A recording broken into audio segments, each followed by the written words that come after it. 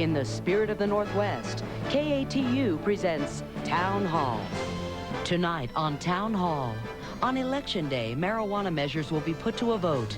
Should marijuana be used as medicine, or would that send the wrong message to kids? Join us as we debate the marijuana measures. That's tonight on Town Hall.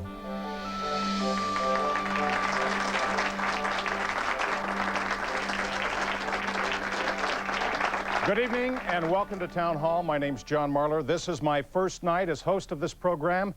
It is a pleasure to be here. Let's get right to the issues. Tonight we tackle marijuana. Is it a soothing medicine, a dangerous drug, or both? On Tuesday, you'll decide by your vote whether we increase the penalties for possessing small amounts of marijuana. You'll also decide whether Oregon should become the third state in the nation to permit the medical use of marijuana. Let's begin with a closer look at Measure 67. Here's Mark Hass. Janelle Bloom has multiple sclerosis. Sometimes her muscle spasms are so painful she almost passes out. Last night, I had one that sort of twisted me around. I almost fell off the couch. So, like others diagnosed with MS, Janelle smokes marijuana to relieve the pain. Many believe it's more effective than pharmaceuticals and easier on the system. The problem, though, marijuana is illegal, and Janelle, an outgoing wife, grandmother, and registered nurse, has to do business with drug dealers to buy her relief. I am forced into the underground, into that slimy, ugly world of the underground. Measure 67 would legalize marijuana for dying and suffering patients, allowing them to possess only small amounts. Those patients would have to have documented physician approval. And unlike California's new law, Oregon's measure would not allow clubs that sell marijuana. But as much as the law would help people like Janelle Bloom, police say it would open the door to more drug abuse. It's really designed to break down the ability of law enforcement to deal with marijuana enforcement and then ultimately to legalize marijuana and probably other drugs in the long term. I think that's a very hollow argument. Dr. Richard Bayer is an internist and chief sponsor of the measure. He discovered the medicinal benefits of marijuana after working at the Veterans Hospital, where he saw vets using marijuana for spinal injuries they suffered in Vietnam. And I've become convinced that for some patients, marijuana is simply the best option. Whether it's an option that Oregon is ready to legalize is still uncertain. But for many people, it's an option they've already chosen, legal or not. In Portland, Mark Hass, Channel 2 News. That's what we're talking about tonight. Let's take a closer look on your screen at what Measure 67 says would permit people diagnosed with cancer, with AIDS, and other serious illnesses to legally grow and smoke marijuana. Dr. Bayer, you're on the hot seat. Why, after years, decades of talking about the evil effects of marijuana, of telling our children to say no, why are you now saying we should say yes to medical use of marijuana? Well, John, I've seen marijuana work as medicine, and I believe that seriously ill patients should not be arrested for using their best medical option. And under Measure 67, I want to emphasize we're not really legalizing anything. All we're doing is accepting or exempting seriously ill patients from Oregon criminal laws when their doctor agrees that marijuana may help. We have another doctor on the hot seat, Dr. Marshall Better. Why should we say no to this? Well, I saw 10,000 patients last year, our practice, which is totally pain management. And out of those, 25% are seriously ill cancer patients. We have never had to prescribe marijuana in cigarette form. We do prescribe the active ingredient, Marinol. It's available. Physicians can use it all the time. We haven't had to resort to that, and I don't see that there is a need for this medication. How about someone who has smoked marijuana for pain relief? Have you tried Marinol? You smoked marijuana, but have you tried Marinol? Your name, please. They won't prescribe me Marinol. Okay, they won't try it, so you're going to marijuana. I've been doing that for a long time. Have you tried Marinol? No. Because? Because it hasn't been prescribed to me, and because I'm not interested in taking pharmaceuticals to begin with. And that would be because? I think a natural occurring substance like marijuana is more easily controlled by me, and and that I can take the dose that I need and then put it down when I'm done. And I do not have to take a pharmaceutical, put it in my body, and let it chemically work its magic. Dr. Better, we've heard a couple of reactions to this, the pharmaceutical versus this natural growing thing. Give me some feedback. Well, this wonderful natural growing thing has 150 different active compounds in it, only one of which is THC. That's the marinol component. These other psychoactive drugs, we don't know what they do, and we don't know what dosing you're getting. The other thing, of course, is that for pain relief, it has been demonstrated that marijuana has pain-relieving properties, and it probably acts through the narcotic receptors very weakly. We have much stronger, more efficient pain medications than marijuana. And here's what I'm concerned about. You're saying that you haven't tried these other objects, that only the marijuana is working for you. Have you tried? Yes, I'm Stormy Ray. I'm a co-chief petitioner for Measure 67, and marinol is one option. The problem with it is very hard to regulate. I was dying in '91. I started marinol. It gave me many, many great years of active life again and dignity. However, my body built up a tolerance against it. And now I do what any normal, sane person would do in my situation. And I have experienced both. And I can tell you, we have no opponents. Disabilities knows no barriers, you guys. We have some people that are not aware of our perspective. And we wish to share that with you tonight. John, I can help you with this. Hold on just a second. Let me get back here with you. Your name? John, my name's Lee Berger. I'm a lawyer. I've been defending medical marijuana patients over the last 4 years, including those that had tried marinol. Some patients, especially late-stage AIDS patients, weren't able to keep their medicines, including marinol, down. The problem is that you're not able to titrate your dosage with marinol, and it's also a problem that marinol is only synthetic THC, delta-9 cannabinol. There are 60-odd cannabinoids that there was expert testimony at Craig Helm's trial that we don't know which of these necessarily are the ones that help multiple sclerosis patients with the spasticity associated with it. So the reason why marinol isn't a good alternative is, first of all, there's no way to titrate your dosage. For people who are our age, it's like 20 years ago eating brownies, you know, to take the marinol. Secondly, it's really expensive. And thirdly, $400 a month. Yes. And thirdly, it's there are other chemicals within marijuana that may be more effective at treating these conditions. If you don't smoke marijuana, if you don't take marinol, are there options in some of these cases? Yes, sir. Henry Kane, my late wife suffered from pancreatic cancer. She was never in pain because whenever there was a twinge of pain, she had right in the home sufficient prescribed morphine. And whenever the dosage in the last month or two had to be increased, she was never in pain.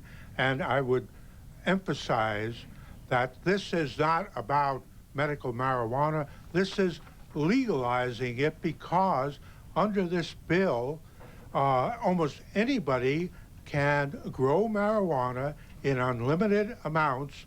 I tried to challenge the ballot title, but I was unable to, and it is full of holes, and as another attorney, it is unconstitutional and cannot be enforced. Okay, let me stop you there. You can respond in a minute. Let me bring the audience in on this. We want to give you a chance to weigh in on the issue. We have a telepoll tonight. The question, should medical use of marijuana be allowed in Oregon? If you say yes, 733-5350. If you say no, 733-5351. Dr. Baer, what kind of protections are there in here to keep people from growing whatever they want, wherever they want, using it however they want? Well, first of all, they need to go and see their doctor, and their doctor diagnoses the debilitating conditions such as multiple sclerosis or cancer. It's pretty hard to fake cancer. The doctor has to write down that medical marijuana may help or might mitigate their condition. Then the patient takes this piece of paper, presumably their chart note, sends it to the Oregon Health Division and gets a permit ID card, which will allow them to use marijuana as medicine if they follow provisions such as no use in a public place, no use in public view, and of course that includes workplace and schools. There's no driving under the influence. The amounts they're limited to are personal use amounts, and it really doesn't affect any other laws regarding the illegal use of marijuana. Chief, do you have a problem with that? Yeah, I do. It would be nice if it was what Dr. Baer described, but if you look at the treatments, the medical conditions that marijuana can be used for treatments for, it's not terminal illnesses. Severe pain, which can't be diagnosed, it's based on how the patient describes their suffering. Muscle spasms, including back spasms, severe nausea. The doctors in the audience can tell you that this will open it up to anybody who chooses to ask for its use. On the other side, it's not carefully controlled. Under this bill, anybody who chooses to use marijuana can raise what's called an affirmative defense, that they are using the marijuana for medical treatment outside of that permit. What that does is that creates two separate trials for people who are arrested for marijuana offenses. Even though they don't have their permit, we have to go in and prove that they weren't using it for medicine, which is going to be difficult because there's very little evidence in the use of marijuana as medicine. We have to overcome that hurdle, then we have to attempt to prove that they violated the law itself. So the measure, as was alluded to, it's written very craftily, and under the study done by the district attorneys of this state, they have told us that the passage of this measure will make it virtually impossible to prosecute anything other than a very major commercial marijuana operation within this state. One of the realities, though, is you have people, some of whom are in the studio, who are getting their marijuana on the streets, who would like to be able to grow it at home and have access to it. Who has a problem with growing it at home? Hi, my name's Tony Ledger, and I'm over here from Vancouver. I'm a chronic pain patient. I'm 37 years old, and as someone pointed out, the issue with Vicodin, it's not an option for me, or serious painkillers are not an option for me. I have a family and a business to run. Growing marijuana in your own home is a very nice thing, but there are a lot of patients that can't do it. It also takes a fairly large amount of marijuana growing to ensure that you have a constant supply of that medication. It's much less expensive than Marinol. For example, I have a prescription for Marinol, and my prescription for Marinol is $1,094 a month, and my insurance company says I don't have cancer and I don't have AIDS, so they won't help me with it. And I'd like to point that out, that there's is available, but it's prohibitively expensive. Yes. Well, I have a problem when people say that doctors won't be able to determine what real pain is. It seems that they're able to do that when they prescribe morphine for pain and all of these other things that they do. It will be the doctors that will be calling the shots here, not the police officers. And I don't understand why these people are afraid for the other people to go in and prove their case in court. Don't they trust the legal system? All drugs can be dangerous, even caffeine, as we have just heard about the young man in North Carolina who died from eating too many caffeine pills.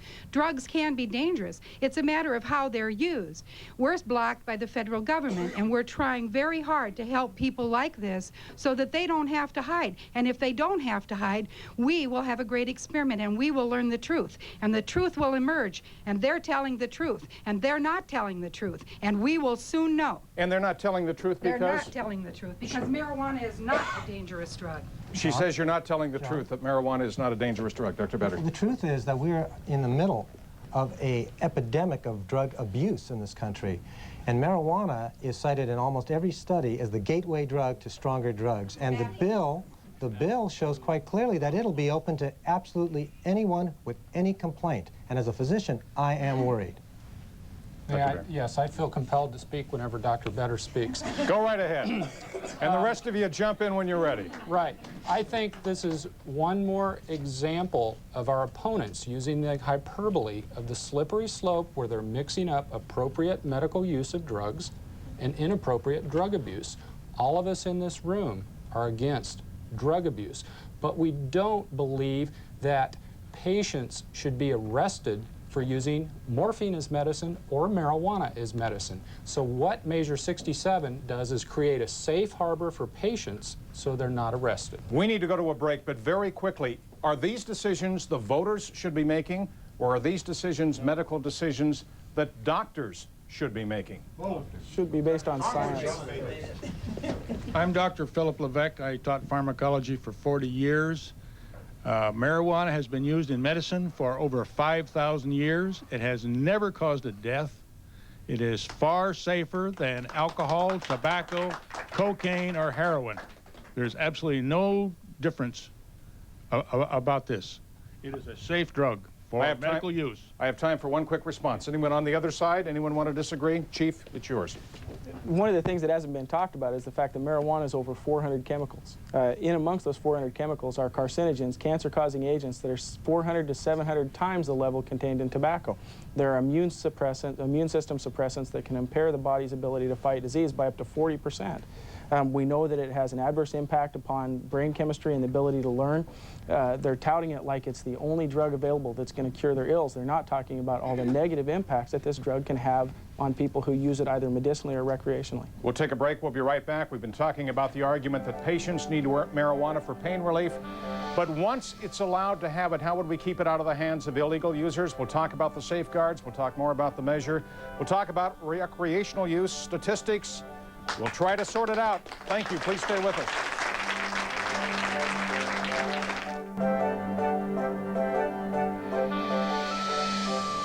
It's part of the issue. Will a medical need be allowed to have people grow pot in their own home? We welcome you back to Town Hall.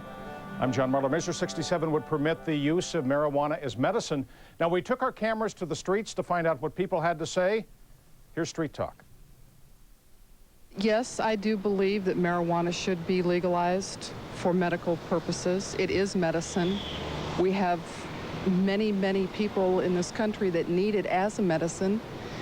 I think it's a terrible thing that it's been vilified the way it has. Well, because I think it's just a way of using marijuana and making it legal for those that don't really have a problem with using it for medicinal purposes. Marijuana probably is good for medicinal purposes. However, I'd like it to be regulated by doctors and not the government. So I would say yes, but maybe not in the measure that's coming up for this election. One of the arguments is if you allow people to have marijuana for medicinal purposes, it may get in the hands of those who want it for other purposes. Dave Fedenke, what sort of safeguards do we have in this measure to keep that from happening? This measure would prohibit the sale of medical marijuana under any circumstances. And that was intended to prevent the rise of cannabis buyers clubs, like we've seen in California since the measure passed there. There's also a prohibition in the measure that would prohibit use in a public place or in view of a public place. And that's a very broad restriction. Public places are defined in the law. They include just about anywhere you can think of, on the streets, anywhere near schools, in hotels, motels, any place that would be in view of the public would be prohibited for medical use. Chief, can you enforce that? I don't think so. You have something called the American with Disabilities Act that says we can't deprive people of their use for medicine. If I have a broken leg and I want to sit here and take a codeine pill, nobody can stop me from doing that. If marijuana is recognized as medicine and I want to use my marijuana as medicine, nobody can prohibit that either. John, that's ridiculous, because this measure cannot change federal law. This measure changes federal law. No, it can't. A state law cannot change federal law. Well, let's talk about Under federal law, it is a crime to possess and use marijuana. Marijuana is treated as a more dangerous drug than morphine, cocaine, or amphetamines, which can be prescribed by physicians. Up here. My name is Joe Marma. I'm an alcohol drug professional from the coast in Lincoln County. And the reason we're having this argument we just had is because this is not being taken through the normal processes that medicine would go through. I think myself and a lot of people that I work with agree that if there is a use for marijuana, then let it go through the regular FDA process. The other thing I wanted to mention is that we will see an increase in use among youth.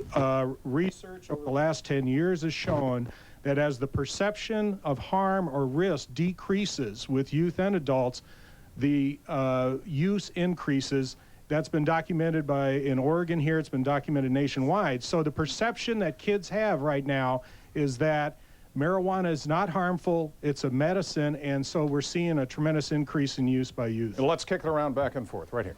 I don't think kids are going to want to emulate sick and dying patients. Kids use marijuana for a lot of other reasons, but it's not because sick and dying people do. Over on this side. Right here. I'm Dr. Susan McCall, and I'm concerned that there are not adequate safeguards on this. The measure effectively bars the evaluation of any medical appropriateness by either the Board of Medical Examiners in reviewing a physician's prescribing practices or by the Health Division in reviewing whether or not the application is medically appropriate. It also allows additional conditions to be added that have not even been described at this point for treatment in the future. While we need to research what other ingredients may be effective in marijuana, they do need to be going through the normal channels. There are not other medications that we smoke. There are not other medications we vote for. No, there's this misperception. I don't have time. I don't have time to wait. If the doctors are going to do it, if the government's going to do it, if the voters are going to do it, whatever, do it. I've already been convicted of growing marijuana plants. I need it now. You know, whatever you're going to do it. And this bill is here, and it can be done next Tuesday, so do it. Back on the second row, if you will. My name is Michael Howden. I'm with the Oregon Center for Family Policy, and I'd like to comment about this issue in relationship to children. I spent 12 years working with kids out on the streets as well. I also have an 8th grader, and in Oregon, 8th grade use of marijuana has tripled. In fact, in a juvenile justice perspective, arrest for juvenile justice crimes has also just about tripled since 1986. I can tell you in their decision-making process, the way they analyze that and the way they come about making decisions related to drug abuse is wholly affected by the way society treats this issue. And if you have marijuana plants that are being grown in an unspecific, unmeasurable way inside households, the ability for other people to access that drug is only going to be increased, since right now it's illegal to do even that much, and we see that access is prevalent in that same manner. Let's take a look at some numbers. Government statistics, mind you, some of you may want to disagree with them, but we have numbers on teen use. By the time a teen reaches age 17, 6 of 10 report having friends who have used marijuana. 4 of 10 say they have a friend with a drug problem. Again, this is the time a teen reaches the age of 17. 7 of 10 say they can buy drugs within a day, and 7 of 10 say drugs are sold and used at school. Megan, right behind you, if you would. Thank you. My name is Becky Fahey. I'm a registered nurse, and what really concerns me about the way this law is written now is it states that licensing boards, such as the Board of Medical Examiners or the Boards of Nursing, cannot take action against any of their licensees if they are using marijuana for medical purposes. I'm a former investigator for the Board of Nursing. That concerns me. I wonder how much their hands are going to be tied. And as a registered nurse, it's important that it is used as medicine, and as we've alluded to here, it needs to be tested and everything more like medicine, not just grown. Becky, thank you very much.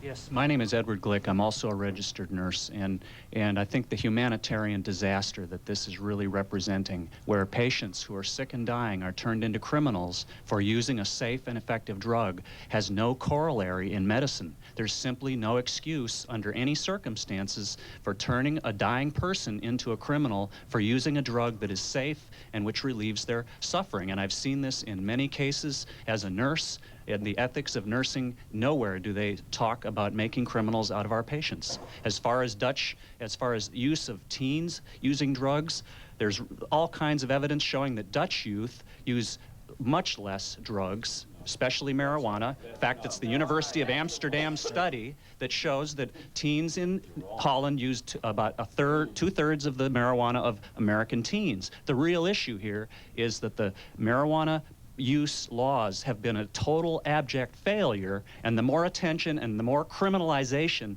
that's piled onto the issue, the worse the problem gets, not better. I didn't see who was saying it, but I was hearing you're wrong, you're wrong. Go ahead. My name's John English. I have 4 our children's children. What we have here is 20 years of statements from people that are into legalizing marijuana that they're going to use the health issue as a red herring to get legalization for all drugs. We've got the statements. We knew what they were up to for 20 years. They're here, and it's happening now. And if you want children going over fences and taking marijuana from people who say they need it for compassion, I would ask for compassion for children. It's a decision the voters of this state will make. If the voters say yes, Oregon will become only the 3rd state to legalize marijuana for medicinal use. Back to the hot seats. A final word on this topic before we move on to the other measure regarding marijuana. Dr. Baer, go first. Why should we say yes? Well, first of all, I'm going to say this again because it seemed to fall on deaf ears. Measure 67 does not legalize anything. I'll say it one more time. Measure 67 does not legalize anything. All it does is it accepts or exempts dying and suffering patients from being arrested for using marijuana as medicine under their doctor's supervision. And that's all that Measure 67 does. It's a very moderate law with appropriate safeguards, and people who agree with me that seriously ill people should not be arrested should vote yes on Measure 67. Dr. Better, you have the final word. I believe that seriously ill people should be treated with excellent medical care, but I believe the humanitarian disaster here is the greater availability of marijuana and the diversion potential of marijuana to the youth. Dr. That Better. frightens me. Thank you very much. Measure 67 isn't the only marijuana question on the ballot. Another plan would increase the penalty for possessing small amounts of marijuana. Up next, the case for cracking down.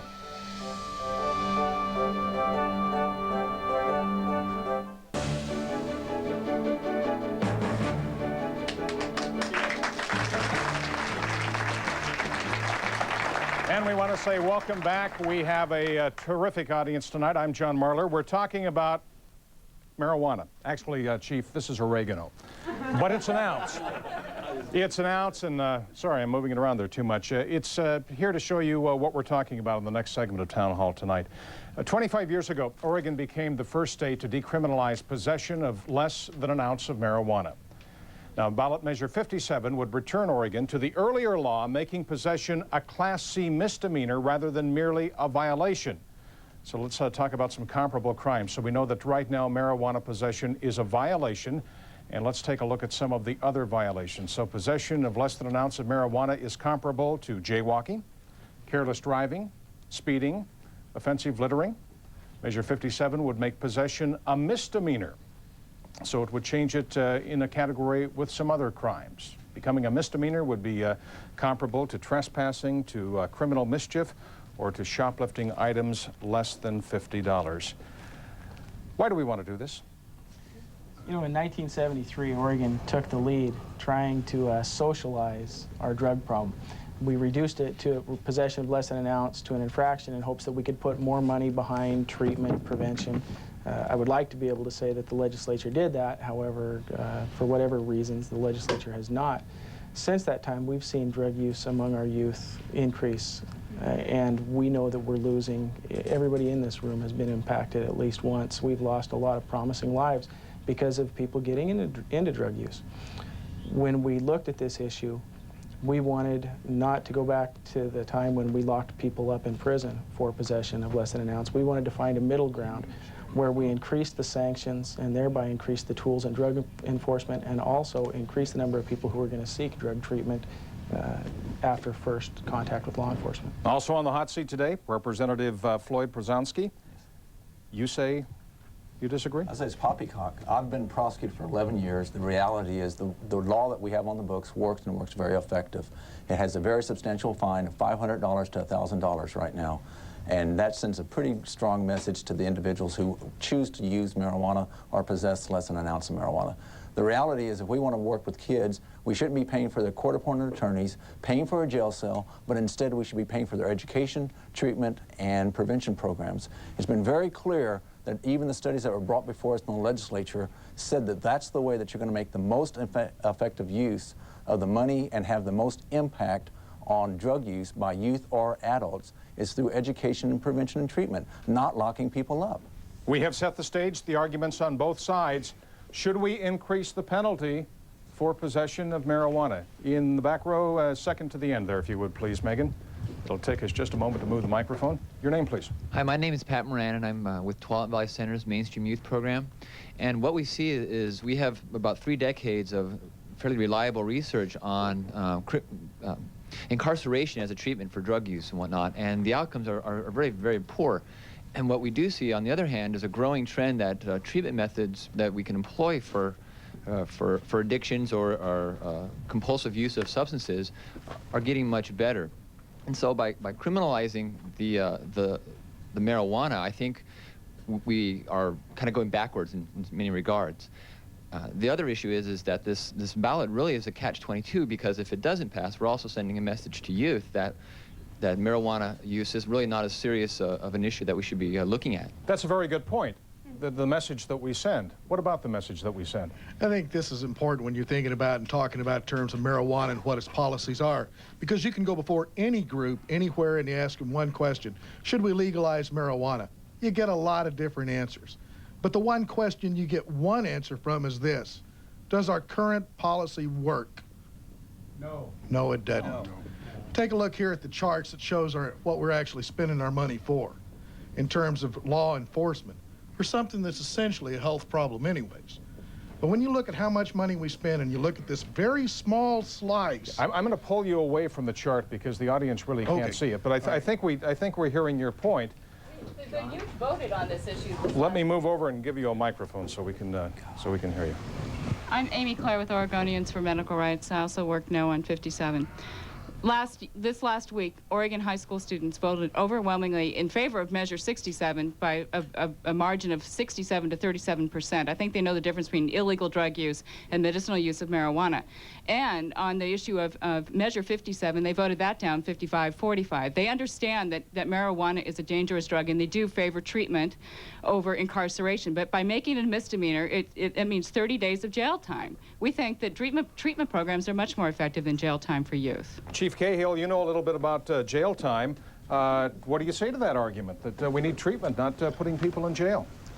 Well, jail time does work. I can tell you from the experience of running a jail that if an individual drives down the street and he's suspended, and the chances are in one town he doesn't go to jail for driving while suspended, misdemeanor, and the chances in another town that he does, then I can bet you that if he goes to jail for 180 days in the town that he is driving while suspended, misdemeanor, that he probably won't be driving in that town again. So there is a cause and effect relationship. Now, when you bring it back to marijuana, first of all, for the last 23 years, that this particular, 25 years, this particular issue has been in Oregon as a non-crime, we have an indication in the statistics that our youth use more drugs in middle school today in Oregon than in other states.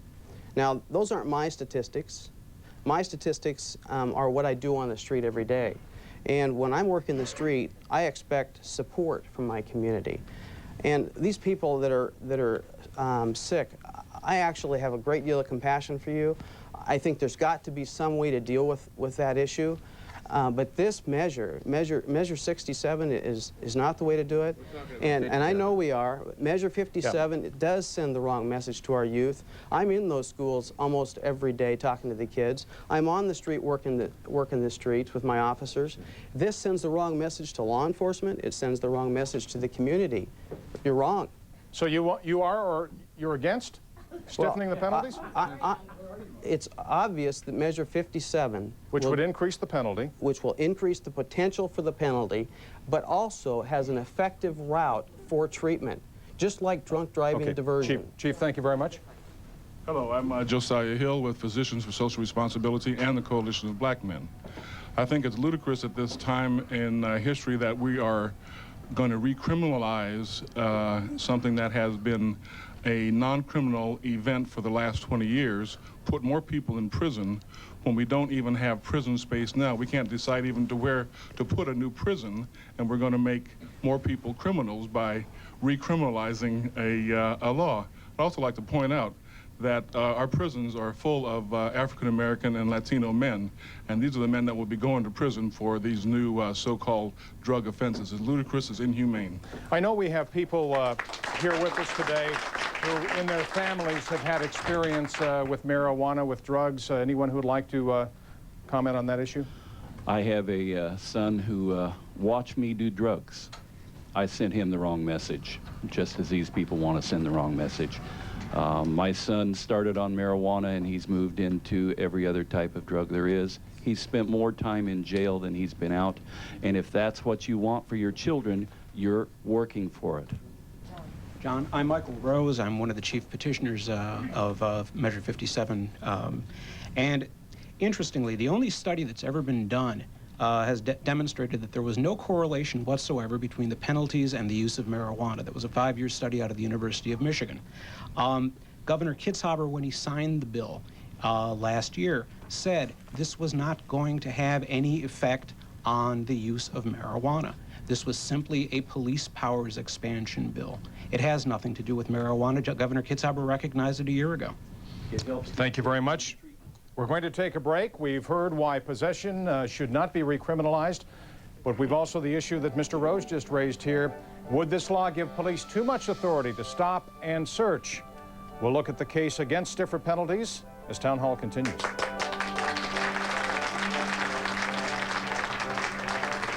I think that if they made that punishable by jail time and a fine, that we're going to have way overcrowded jails. I think it's nonsense to punish someone for something that, you know, is not that major of a crime when we turn into child molesters and people like that back out on the streets every day. I mean, it's crazy. I think they should be fined $1,000, but I think they should do something with them. I don't know whether it would be a jail sentence or whether it would be to confine them to some place and clean them. Should possession of small amounts of marijuana be recriminalized? That's the issue tonight. I'm John Marler. Welcome back to Town Hall. Representative Bowman, your thoughts. Should we recriminalize? No, sir. John, I think we should not. When this issue came to the legislative body, it was brought by law enforcement. They said we needed to send a tough message to kids. I say the message we're sending to kids is that we're hypocrites. We cannot fund public education. We refuse to fund treatment programs, but we will continue to find ways to put you in jail, take your driver's license, make you pay a hefty fine, and then criminalize you. And so you have a record that will follow you for the rest of your life. When Chief Moose brought this issue to me in the legislative body, I said, if you guarantee me treatment for every kid who wants treatment, I'll support this bill. He said that wasn't his problem. So all law enforcement wants to do is lock them up. I mean, if we continue down this path of locking them up, it will cost us over $1 billion to implement this measure, and we can't afford it. The additional point that was made during the legislative process, I'm George Amy, I was a state representative in the same legislative body that this was sent to the voters on. The advocates always were saying the message we got to send to our children. When Joanne and I and other legislators who opposed this said, well, what's this going to cost? Where are you going to get the money? And they said, we'll allocate sufficient funds to enforce this law. Well, the allocation of the funds was $300,000 per year. The fiscal impact that is estimated from fiscal department of the state has been $1.4 million minimum per year. So we're already at a $1.1 million shortfall for the first year of implementation and each year thereafter. This is fiscally irresponsible, and it is dangerous for the public implementation of such a program. Chief Elkins, fiscally irresponsible, dangerous? It's neither. You know, law enforcement is currently enforcing possession of less than an ounce of marijuana as an infraction level. We're the ones that are out there and get to see the impact. We're the ones that get to see those kids every single day, get to see the repeat offenders. I doubt that they're crowding into either Representative Przanski or Representative Amy's offices. We're the ones who get to see them move on into further crime, to steal for their habits. We're the one that get to see them involved in reckless behavior as a result of their habits. It would be fiscally and socially irresponsible not to increase the penalties. Your name? Hi, I'm Micah. I am those kids. Tell me your story. I started using drugs a couple years ago. Used marijuana. Went into other stuff, but it was basically marijuana. Treatment worked for me. I've seen it work for other people. And this is money they're putting into law enforcement, which needs to go into treatment, because that works a lot better than putting someone in jail, and I've seen it firsthand. I've lived it. Having firsthand experience with drug use myself, I really don't think that being put into jail would have made any impact on, I mean, the only thing that would have happened would be like psychological trauma from, you know, being locked up in a room full of tough, mean guys. So, oh, by the way, my name's Finian Small. And anyway, so no, I really do, I agree with Micah here that putting the money into jails is not a wise choice to make for a community, and that treatment is what works. 2 votes against. Who wants to stand with the chief? And Megan, if I could get you to move back here, please. You've got the most aggressive hand. It's yours. First, right now, we are telling our kids, and I have a grandson in middle school, that smoking marijuana is not a crime just so long as you only have less than an ounce on you. It's not a crime until you have a little more. And the drug pushers are the ones who are all for killing this measure. But what riles me the most is the advertising literature on Measure 57, that is to vote no.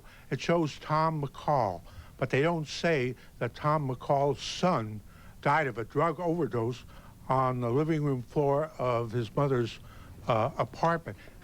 Marijuana has the effect of interfering with brain processes, and would you want to be operated on by somebody high on marijuana? The kids should know that it leads on to other things. Representative Przanski. John, you know, one of the things that really frustrates me as a prosecutor and also as a legislator is when I have people come in front of our committees and tell us one thing when they've said something else. Chief Moose from here in Portland has been one of the co-chairs for the Regional Drug Initiative Program.